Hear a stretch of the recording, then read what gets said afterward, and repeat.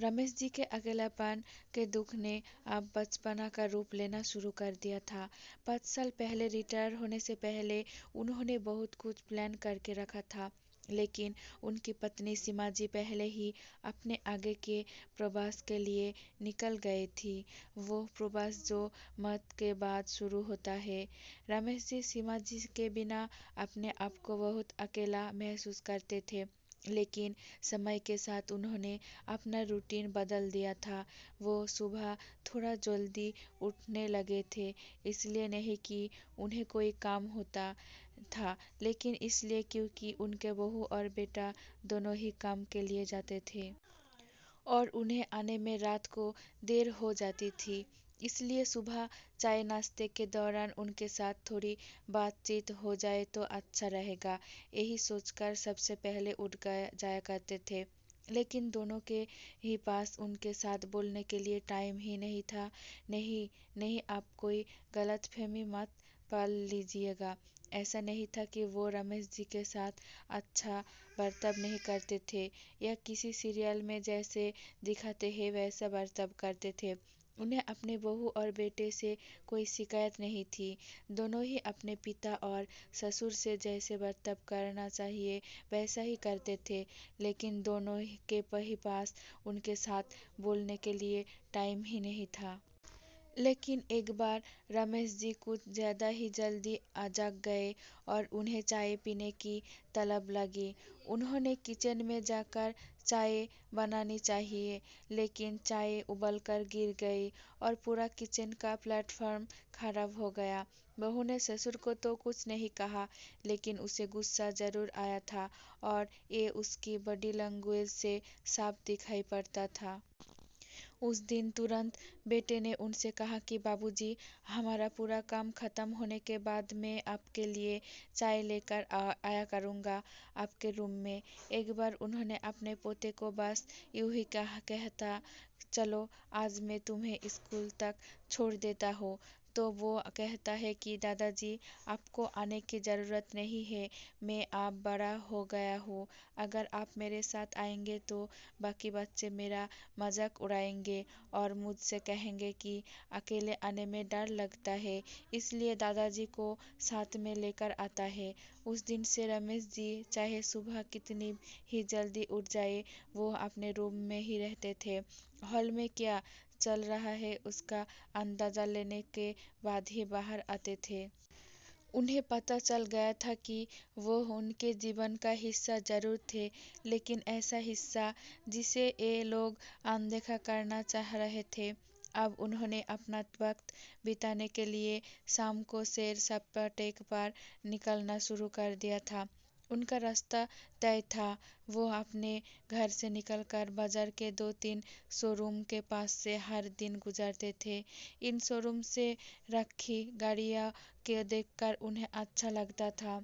उन्हें पहले से ही गाड़ियों का शौक था, इसलिए यहाँ उनका वक्त अच्छा कटता था। एक दिन गाड़ियों में कुछ अलग दिखा। कई सारी नई और ब्रांडेड गाड़ियों में एक पुरानी गाड़ी ऐसी भी थी जो अलग रखी हुई थी। उसके लिए अलग जगह थी। उसे अलग तरीके से सजाया हुआ था। कौतूहलवश उसे देखने के लिए वो अंदर गए तो एक नए चमचमाते कपड़े पहने हुए सेल्समैन उनकी तरफ आया और बोला, आइए सर, कौन सी गाड़ी देख रहे हैं आप? रमेश जी हिचकिचाते हुए बोले, नहीं, मैं सिर्फ देख रहा था, मुझे खरीदना नहीं है। मुझे बस उस पुरानी गाड़ी को देखकर विचार आया कि इतनी पुरानी गाड़ी शोरूम में कैसे? दरअसल ये एक विंटेज कार है सर, इसे हमारे शहर के राजा ने आज़ादी के पहले खरीदी थी। सेल्समैन ने उन्हें उस पुरानी गाड़ी के बारे में जानकारी देते हुए कहा, ऐसा है क्या बेटा? मुझे एक बात बताओ, इन नए गाड़ी पर उनकी कीमत लिखी हुई है? कुछ दिनों के बाद उन्होंने देखा कि उनके बहू, बेटा और पोता सभी ने छुट्टी ले रखी थी। वो सोच में पड़ गए कि उस दिन ऐसा क्या खास था जो सब घर पर थे। उन्होंने कैलेंडर भी देखा, मगर उन्हें ना कोई त्योहार देखा, ना कोई नेशनल हॉलिडे। रमेश जी अपने पोते के साथ खेलते हुए समय बिताने लगे। तब पोते ने कहा, दादाजी पता है आज स्कूल में क्या हुआ? आज स्कूल के सामने जो रास्ता है वहाँ पर एक 100 साल पुराना पेड़ था।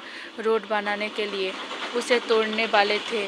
तभी वहाँ पर कुछ लोग मोर्चा लेकर आ गए। फिर उस पेड़ को उस जगह से सबूत हटाकर दूसरी जगह पर लगा दिया गया।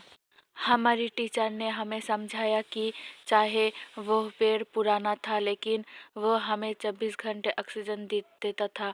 रमेश जी को वही अनजाना सा विचार और फीलिंग आई जो उस विंटेज कार को देखकर आई थी।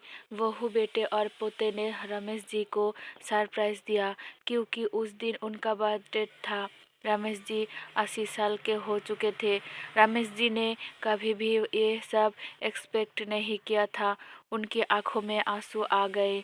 बहू ने उस दिन उनके पसंद का खाना बनाया था और बड़े प्यार से उन्हें परस रहे थे। सभी ने रमेश जी के साथ पूरा दिन बिताया और ढेर सारी बातें की। तब रमेश जी को वही फीलिंग आई जब उन्हें उस विंटेज कार को देखते हुए आई थी। वो अब समझ रहे थे कि पहले वो विंटेज कार, बाद में वो 100 साल पुराना पेड़, ये सब कोई इशारा है। उन्हें समझ में आ गया था कि वो बूढ़े जरूर हो गए हैं लेकिन उनकी भी वैल्यू उतनी ही है जितनी उस विंटेज कार की थी। दोस्तों, हर बेटा या बेटी अपने माँ बाप के साथ खराब व्यवहार नहीं करते। कभी कभी माँ बाप भी अपने अकेलेपन के चलते नेगेटिव सोचने लगते हैं। इस कहानी को उन सभी माँ बाप और बेटा बेटियों के साथ शेयर कीजिए जो एक दूसरे को तो बेहद प्यार करते हैं लेकिन कुछ परिस्थितियाँ और गलत फहमियाँ की वजह से एक दूसरे से दूर हो जाते हैं।